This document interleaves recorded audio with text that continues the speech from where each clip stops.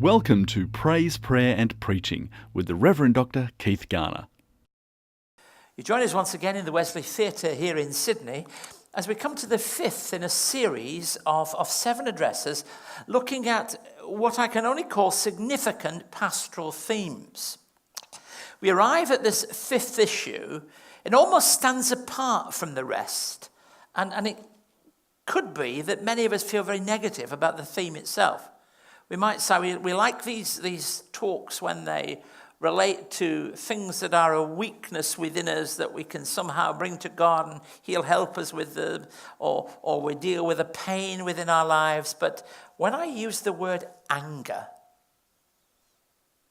the experience of anger is a familiar part of life for all of us. We're very familiar with the destructive forms of anger which we see in the world around us. It characterizes so much of life and relationships. Whilst we're aware of that, we see it in emotional violence, in anger that has outcomes and impacts so many of the things that are important. But we recognize also that anger can be positive, can have positive outcomes. Certainly, anger has resulted in the protection of freedoms for some people around the world, both as individuals and as society. Christian people face the challenge of seeking to use the energy of anger without it ultimately ruining every aspect of our relationships and even our health. It was Aristotle who penned these very clever words that, for me, they help enormously. Anybody can become angry. That's easy. But to be angry with the right person and to the right degree, at the right time, for the right purpose, in the right way, that's not within everybody's power and is not easy. Very wise, really. The difficulty of anger is not difficult for us to at least understand what the problem is, because some of us, at least in this theatre, were brought up through days when anger was expressed. In the 1960s, for example, there were years of angry protest around the world. Evils were identified, named, and attacked. Then, of course, you kind of put on top of that template of anger flower power. It became, in a way, a very opposite response. Peace at any cost. Lenin kind of picked it up, didn't he? All we're saying is give peace a chance. And that spilled over too. The reactions in that opposite was not necessarily gospel reactions, though it's true that some Christians were vitally supporting that. This evening, I want to talk about the reaction of anger that can be said to be positive. During one of my visits to Ireland to preach, I went there in the middle of what were known as the Troubles, to East Belfast, not too far from where George Best was born, who became one of the finest footballers of a generation, and probably many generations in the future will still remember him. His life was ruined in the end by alcohol and an early presumptuous death. But I went to East Belfast's football ground to watch Glentoran. Sat in the director's box with 2 well-known Ulster footballers of a past age, Billy Bingham and Billy Neal. Billy Bingham had an antique business in Southport near to Liverpool in England and was a part-time manager of the Northern Ireland football team.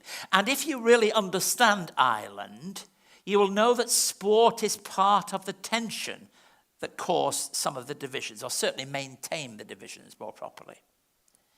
And it was strange, really, to sit in the box with minders with guns, watching these men because they knew they were targets. They knew in the tit-for-tat killings that were going on in the province at that particular time. I remember preaching at a church with helicopters above, not to display on the harbour at some great celebration, but there because they had to be there because of the danger of people being shot coming to church. Anger cannot be dismissed as being merely unhelpful in life. Most of us are inclined to consider anger as unbecoming, undesirable, and uncomplimentary. But let me remind you of the New Testament for a moment. Let's watch Jesus and hear what he had to say. He was angry with the scribes and the Pharisees. "Woe to you, teachers of the law and Pharisees, you hypocrites! You shut the door of the kingdom of heaven in people's faces. You yourselves do not enter, nor will you let those enter who are trying to." Not really Sunday school language, this. He could have been considered angry with Simon when he began to sit in judgment on the woman of the streets who came in while they were having a meal together. And we're all familiar, I'm sure, with John chapter 2, with what's known as the cleansing of the temple when Jesus went into the temple courts, the place of the Gentiles, and there sorted them out. Of course, there's a danger of misapplication, one has to say, and misinterpretation of that particular incident. Jerome, probably in the early fathers of the church, one of the finest biblical scholars, said that couldn't be true. Jesus could never, ever have used a whip. So that was his analysis of whether it was right or wrong. He couldn't imagine it.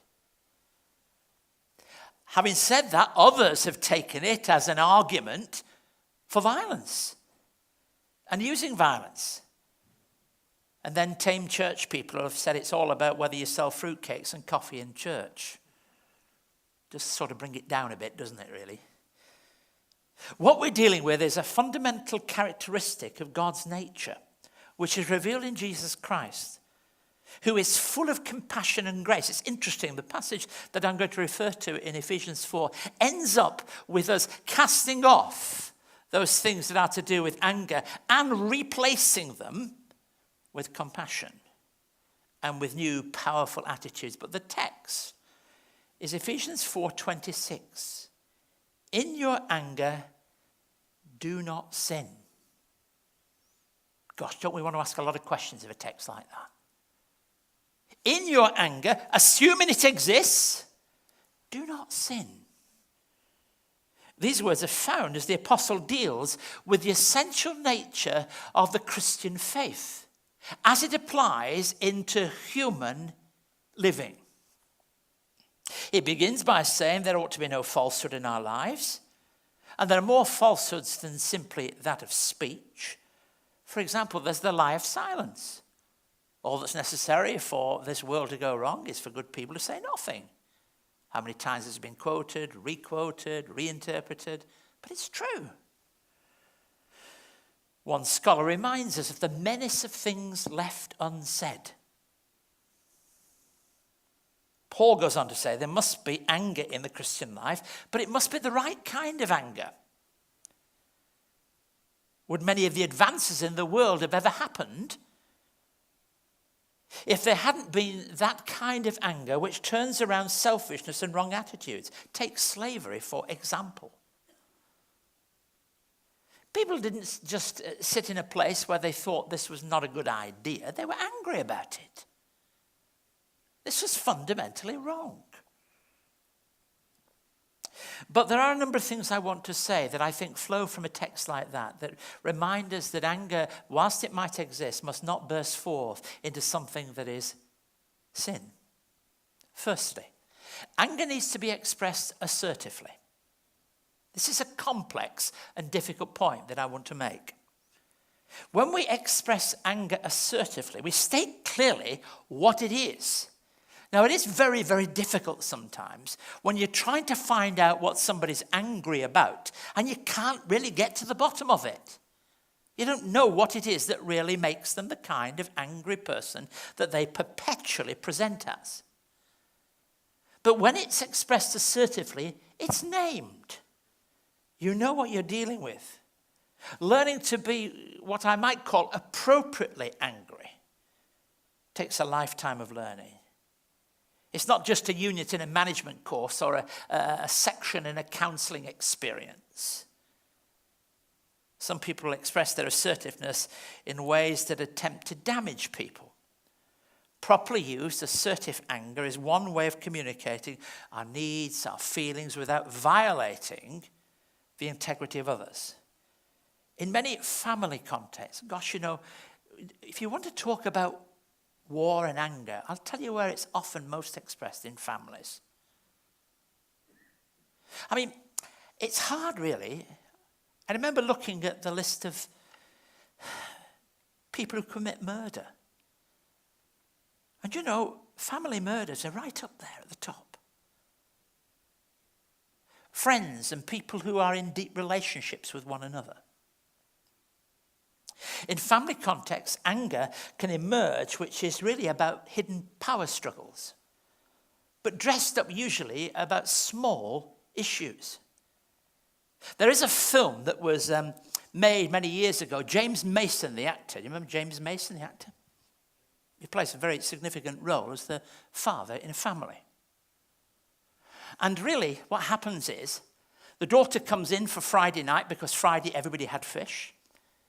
And she was given what people in Europe would know as a finny haddock. And she didn't want it.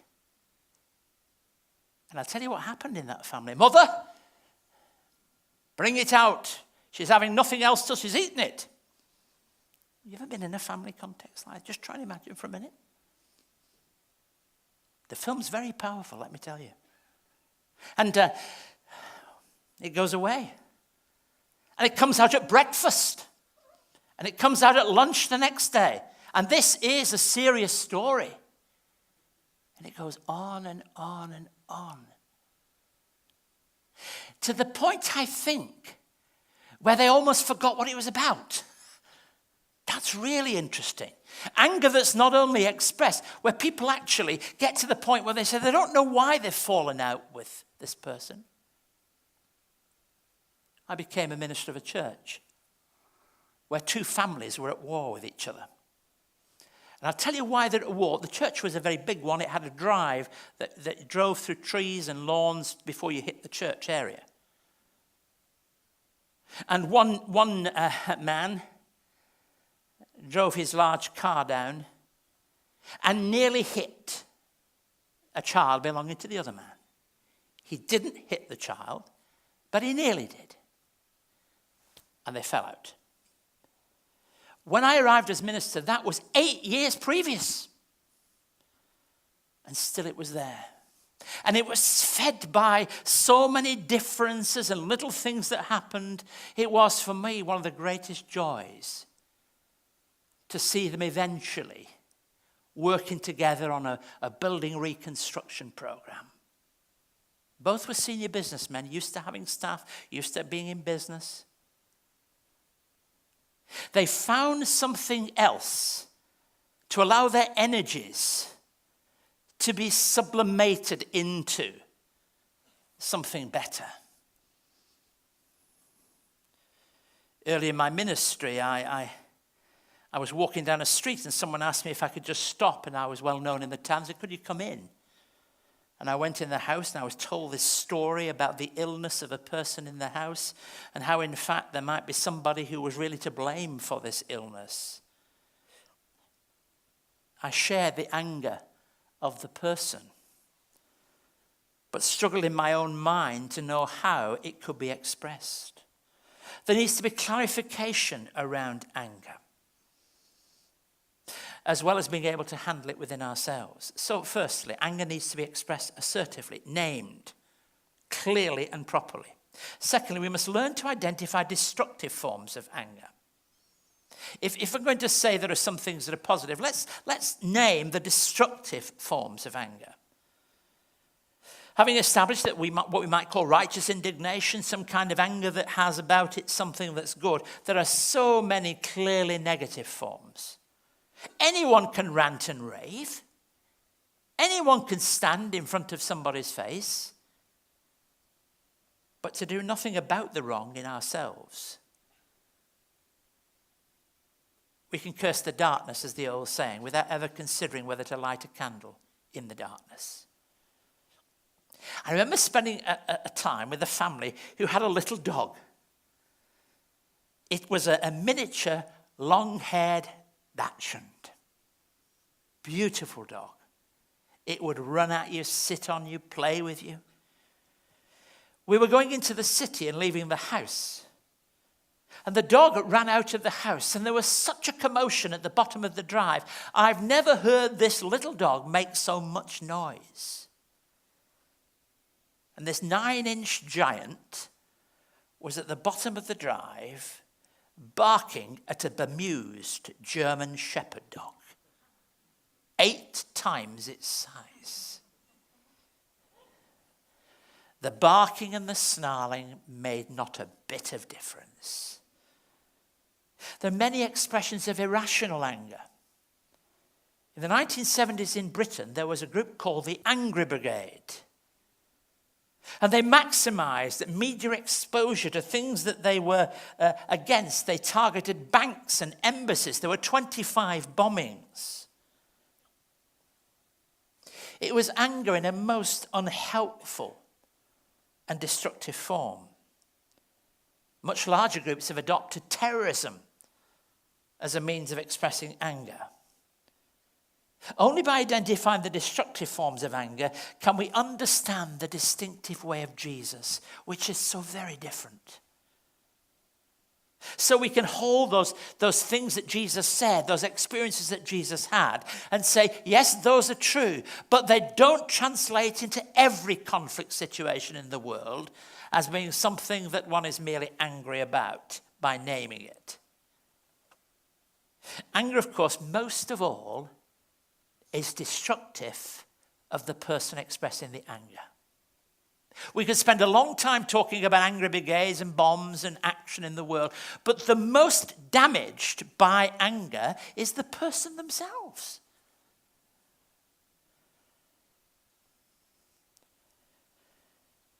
It can be very quiet and devious too, can anger. It's not always about shouting. Some of the angriest people I've seen are very, very quiet. I used to have, and bless him, I think we had a friendship. I think we did. A man who used to get angry at the music in church. I remember church people are big on anger about things that are second degree and second grade. And I knew that if we had a certain kind of music, if we had some modern music that I would choose to be part of what we was doing, I would be able to see in his face his anger. But I always caught it as he came out of church.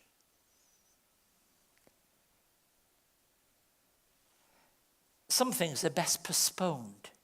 You found that postponing things is sometimes a good model. A model that's real and appropriate. When we postpone something, when we put it off, when we say to ourselves, I'm just going to wait a while on this one. Especially a retort.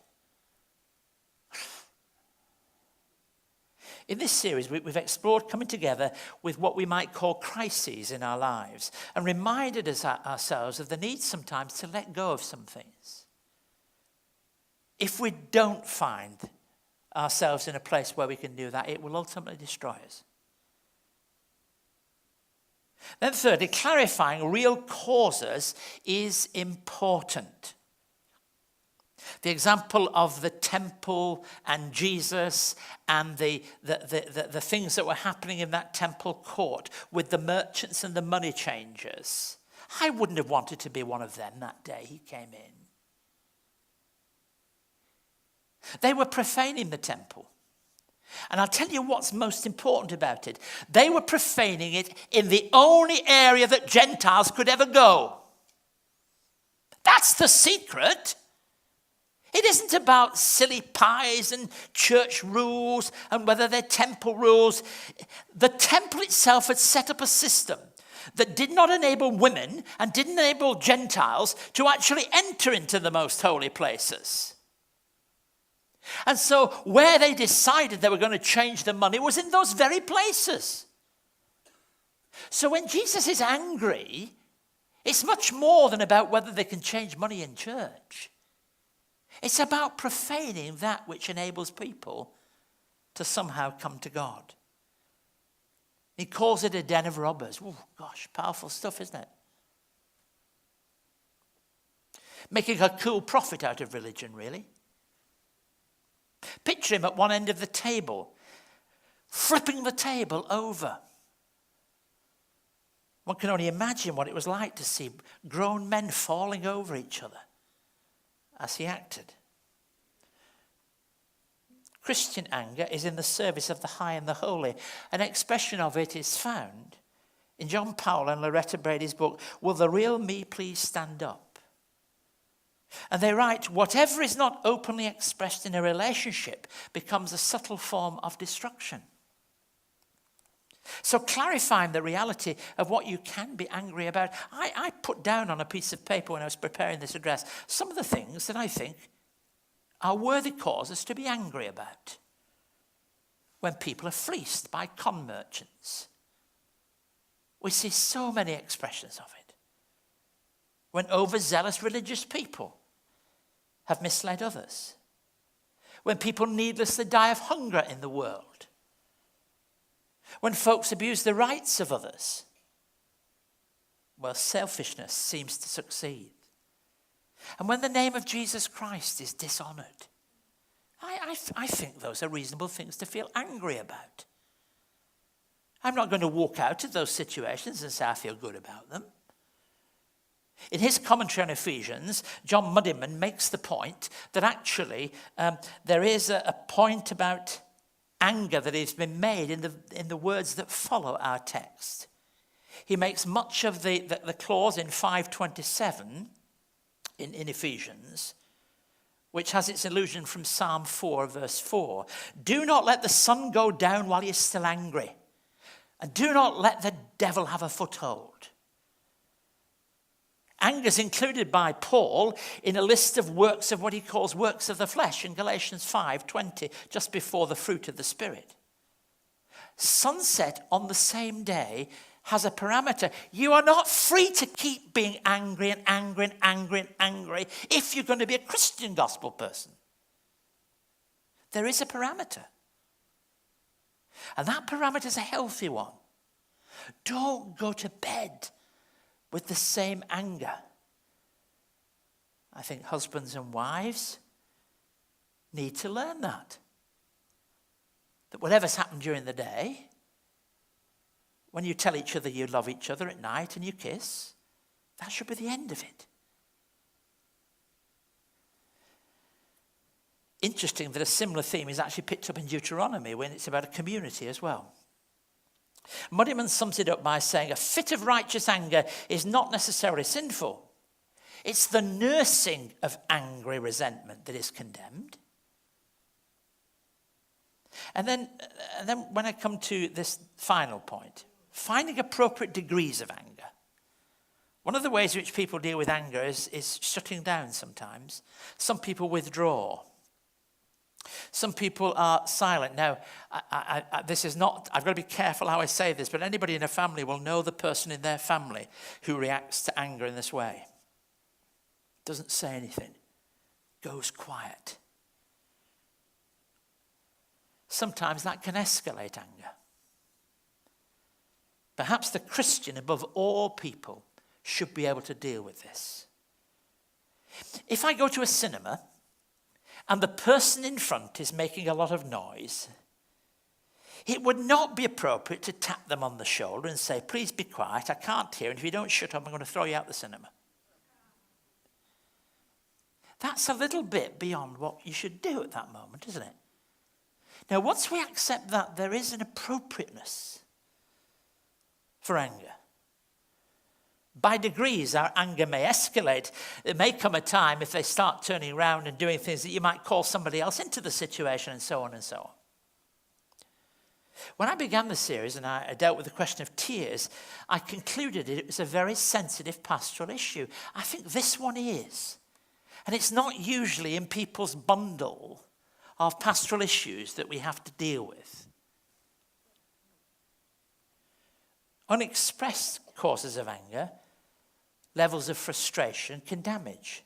Charles Allen, who held a senior Methodist pulpit in Houston in Texas, once said this: you can always tell the size of a man by the size of the thing that makes him angry. Well, just translated into ourselves.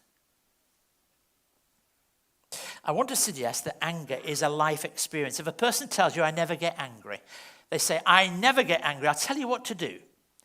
Take their pulse. Check that they're still living. Because I think that some of this is part of what it means to be a human being. We deal with it differently. From a past generation, Dick Sheppard was an evangelist, Anglican preacher, and a scholar.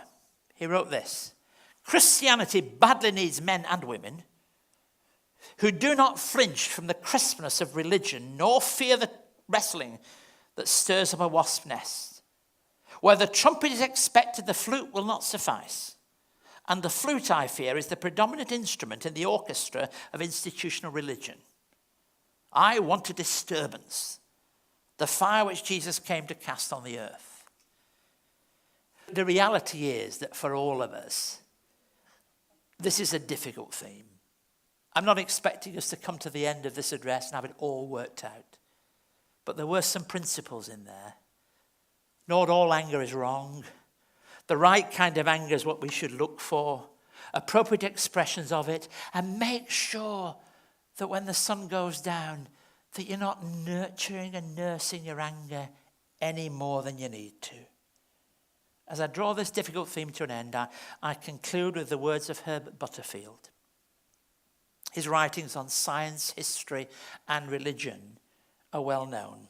He concluded that a civilization may be wrecked without any spectacular crimes or criminals, but by constant petty breaches of faith and minor complicities on the part of people generally considered very nice. Our desire is not to be a people that are considered just very nice, but to be people who've taken seriously the truth and justice of God. And then when we have, not to inflict, not to be all the time correcting, but to living in the context of God, seeking his guidance, his help, and his way. And then perhaps at least we have the opportunity of handling this big, big theme of anger. So our text reminds us, when you're angry, do not sin. Thanks be to God for the word which instructs us in the difficult places also. Amen.